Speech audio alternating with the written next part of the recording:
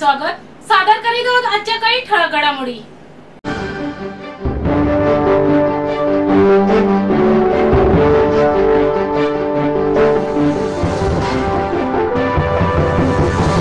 राज्य सरकारने धनगर समाजाला आदिवासी प्रवर्गात म्हणजे अनुसूचित जमाती अंतर्गत आरक्षण देण्यासाठी समिती गठीत केले।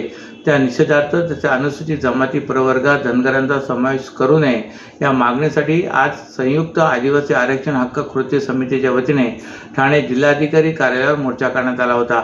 यावेळी धनगर समाजाला आदिवासी जमातीमध्ये समाविष्ट करून बेरजेचे राजकारण कराल तर आम्ही 85 मतदारसंघात वजाबाकीचे राजकारण करू असा इशारा संयुक्त आदिवासी आरक्षण हक्क कृती समितीचे निमंत्रक अनिल भांगरे, सुनील झडके आणि हंसराज खेवरा यांनी दिलाय।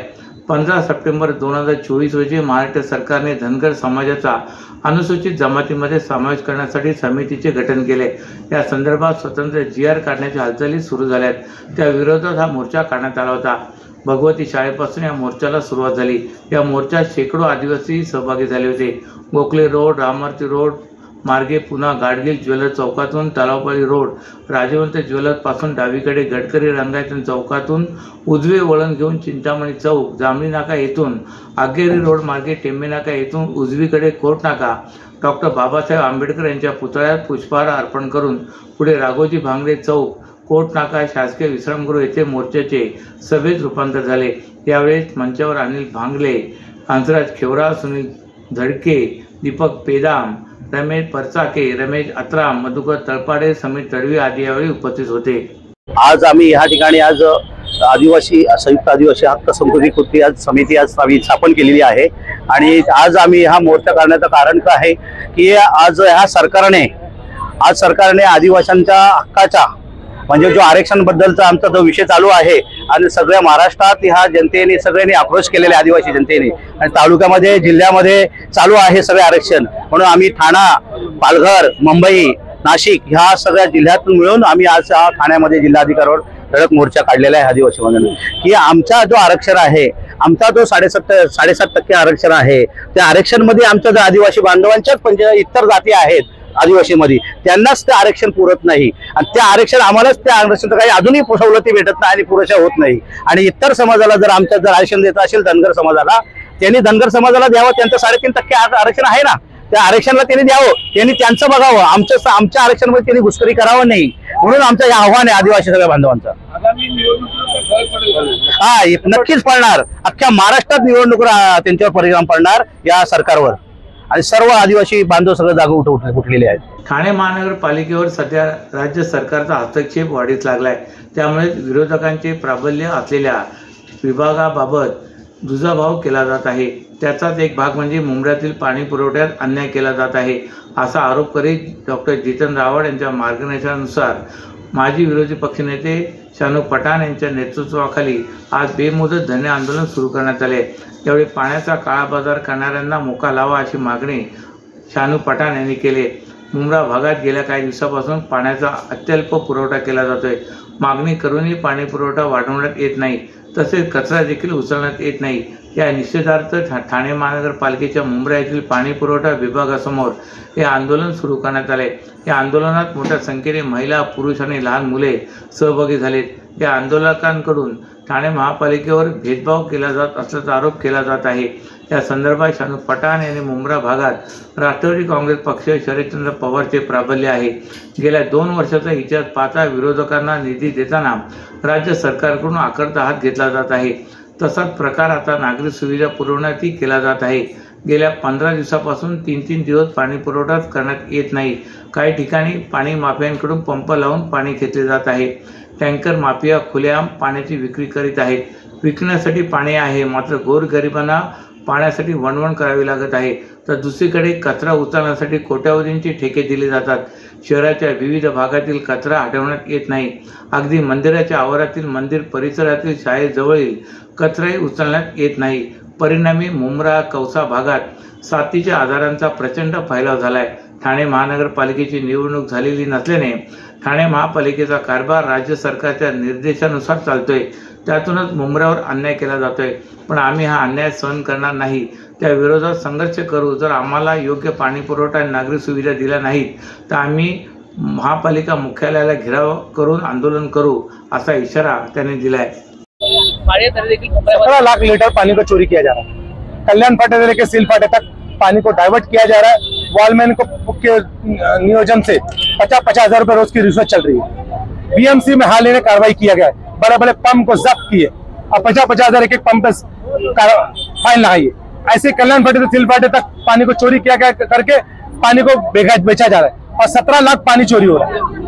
और जो नागरिक है उनको ना मिलते हुए कमर्शियल लोगों को पानी दिया जा रहा है, जिसके कारण पीएमसी के करोड़ों रुपए का नुकसान भी हो रहा है और नागरिकों को पानी से महरूम किया जा रहा है।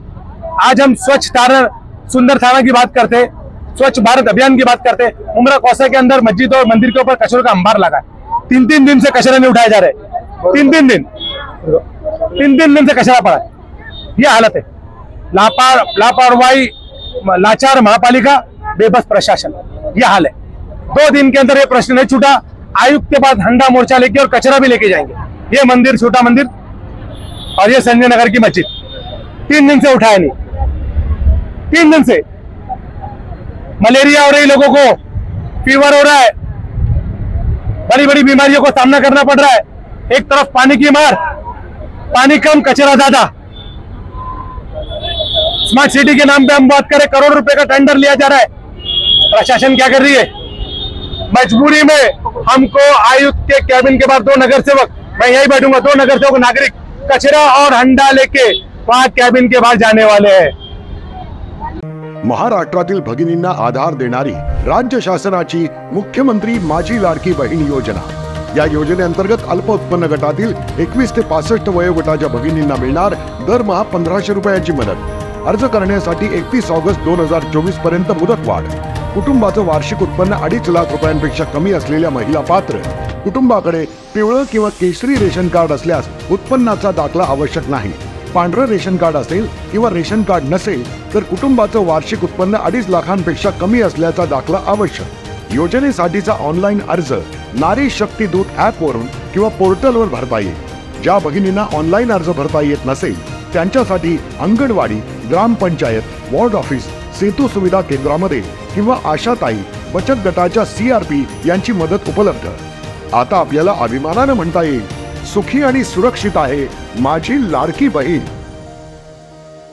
बदलापूर येथील लैंगिक अत्याचार प्रकरणातील आरोपी अक्षय शिंदे याचा मृतदेह उल्हासनगर येथील शांतीनगर स्मशानभूमीत दफन करण्यात आला। अक्षय याला दफन करण्यास शिवसेना, शिंदे गट आणि स्थानिकांनी विरोध केला होता। तसेच दफनासाठी खोदण्यात आलेला खड्डा देखील बुजवण्यात आला होता, त्यामुळे तणावाचे वातावरण निर्माण झाले होते। पोलिसांनी बळाचा वापर करत स्थानिकांना स्मशानभूमी परिसरातून बाजूला केले। त्यानंतर त्यांचा मृतदेह दफन करण्यात आला। बदलापूर येथील लैंगिक अत्याचार प्रकरणातील आरोपी अक्षय शिंदे याला ठाणे पोलिसांनी चकमकीत ठार केले होते। मुंबईचे जे रुग्णालय त्याच्या मृतदेहाचे शवविच्छेदन झाल्यानंतर त्याचा मृतदेह कळवा येथील ठाणे महापालिकेच्या कळवा छत्रपती शिवाजी महाराज रुग्णालयातील शवगृहात ठेवण्यात आला होता। त्याचा मृतदेह दफन करण्यासाठी नातेवाईक जागेचा शोध घेत होते, परंतु मृतदेह दफन करण्यास स्थानिक नागरिक आणि राजकीय पक्षांनी विरोध केला होता। त्यामुळे अक्षयचा मृतदेह दफन करण्यासाठी जागा मिळत नसल्याचा दावा करत त्यांच्या वडिलांनी काल उच्च न्यायालयात धाव घेतली होती। मृतदेह दफन करण्यासाठी निर्जन जागा शोधण्याचे आदेश न्यायालयाने दिले होते। त्यानुसार मागील 2 दिवसापासून पोलिसांकडून जागा शोधण्याची प्रक्रिया सुरू होती, परंतु स्थानिकांकडून विरोध केला जात होता। अखेर उल्हासनगर येथील शांतीनगर भागात स्मशानभूमीत अक्षयचा मृतदेह दफन करण्याचे निश्चित झाले। येथील स्मशानभूमीत मृतदेहाच्या दफनासाठी खड्डा देखील खणण्यात आला होता। स्थानिकांना याबाबत माहिती मिळाल्यानंतर शिंदे गटाचे कार्यकर्ते स्मशानभूमीत शिरले। त्यांनी स्मशानभूमीतील खड्डा पुन्हा बुजवला। अखेर पोलिसांनी बळाचा वापर करत त्यांना स्मशानातून बाहेर काढले। रविवारी सायंकाळी अक्षयच्या नातेवाईकांनी छत्रपती शिवाजी महाराज रुग्णालयातून मृतदेह ताब्यात घेतला। शववाहिनीद्वारे मृतदेह उल्हासनगर येथील स्मशानभूमीत आणण्यात आला। तसेच JCBच्या बुजवण्यात आलेला खड्डा पुन्हा तयार करण्यात आला, परंतु शववाहिनी दाखल होताच तेथील काही नागरिकांनी शववाहिनी हटवण्याचा प्रयत्न केला। सायंकाळी 6 वाजण्याच्या सुमारास अक्षयचा मृतदेह दफन करण्यात आला। ठाणे शहराजवळील कासारवडवली येथील वालावलकर मैदान येथे मुख्यमंत्री महिला सशक्तीकरण अभियान कार्यक्रम 5 ऑक्टोबर रोजी पार पडणार आहे।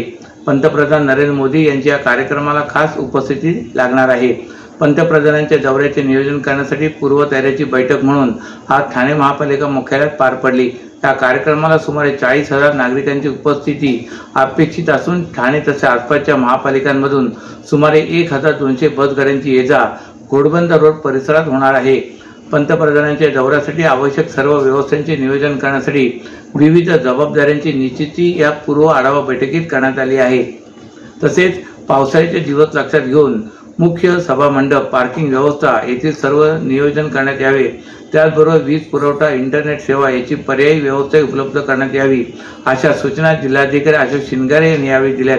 तसे या काळात मोठ्या प्रमाणावर वाहतूक होणार असल्याने वाहतुकीसाठी बंद होणारे रस्ते, सेवा रस्त्यांच्या वापराची स्थिती आदींबाबत नागरिकांना अवगत करण्यात यावे असे महापालिका आयुक्त सौरभ राव यांनी सांगितले। मुख्य सभा मंडप, हेलिपॅड, गाड्या आणि बसेस, पार्किंग व्यवस्था, वीज पुरवठा, सीसीटीव्ही नेटवर्क, जोड रस्ते यांच्या सद्यस्थितीचा आढावा या बैठकीत घेण्यात आलाय। बस गाड्यांची पार्किंग व्यवस्था, अति महत्त्वाच्या व्यक्तींचे प्रवास मार्ग आदी बाबत या बैठकीत पोलीस उपायुक्त पंकज सिरसाट यांनी सादरीकरण केले। या कार्यक्रमासाठी येणाऱ्या सुमारे 1200 बस गाड्यांच्या पार्किंगचे नियोजन महापालिकेच्या सार्वजनिक बांधकाम विभागाने केले आहे। त्या जागा ताब्यात घेण्यात आल्या असून त्याचे स्पष्टीकरण आदी कामे करण्यात येत असल्याची माहिती नगर अभियंता प्रशांत सोनाग्र यांनी दिले।